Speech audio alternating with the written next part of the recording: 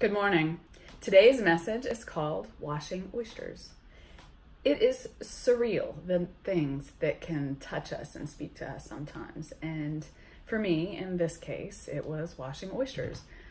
Friday night, I sat out on a pier and I removed sea squirts and barnacles and crabs and dirt and muck from all these tiny little baby oyster shells.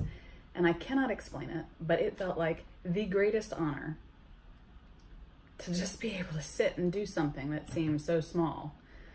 There was this unexplainable amount of love and peace I felt with everything I touched.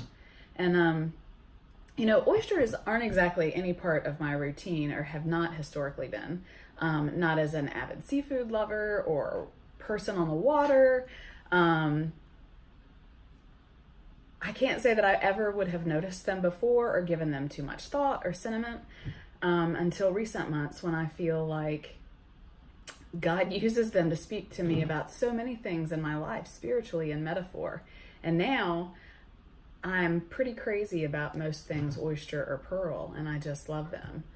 And thankfully for me, Sophie is also really into science and loves it a lot too. And so we became oyster gardeners over the summer.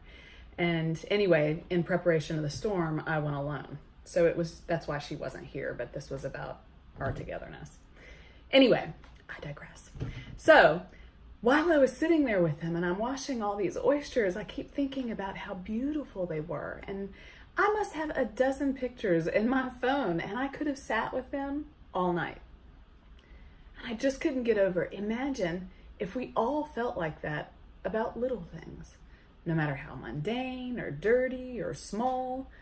And it was one of those messages and feelings that I really pray just sticks, in all areas of my life, because I need this reminder just as much as anybody else does. But I really want to hold it and remember that there is honor and there is a privilege in all of the things that we get to take care of, no matter how we think about them in passing.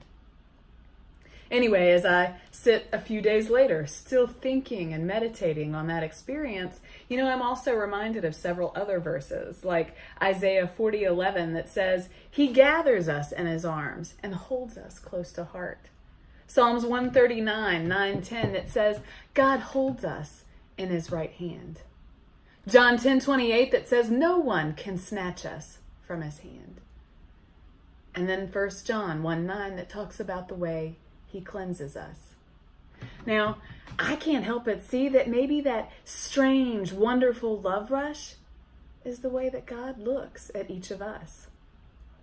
Not everything that I removed from those oysters were bad things.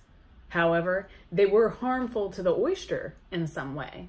I mean, most of them could kill them, I guess, immediately, or some of them could kill them immediately, but a lot of them, they accumulate in the cage and on their shell and can gradually suffocate them or drill through their shell or drain them, and kill them eventually.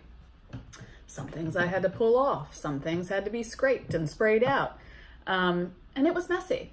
But never once did I see something that I didn't want to touch. I wanted to restore my babies and free what was precious to me.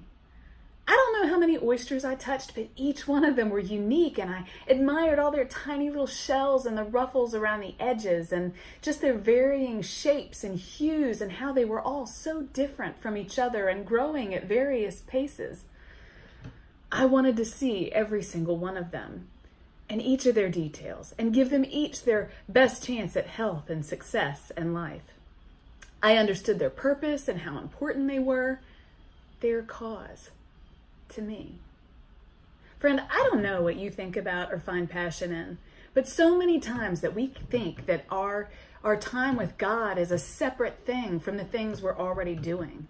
But Zephaniah 3:17 says that God is in our midst.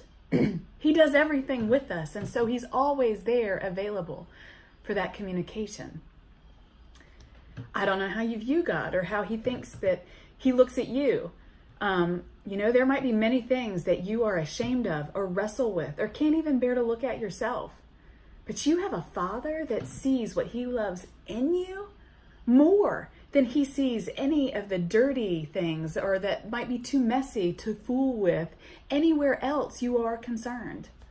You know, the rest of that verse in 1 John 1:9 says, if we confess our sins, then he is faithful and righteous to forgive us of our sins and to cleanse us from all righteousness. There is a togetherness in our cleansing. Don't underestimate what happens when you spend time with God, no matter how or where you spend it. And whatever you've got on you, I pray that you can just lay it all bare before him. He already sees it and has a son that died so he could get a hold of it. I pray that God can cleanse you and show you just how much he loves you as you already are. Thank you.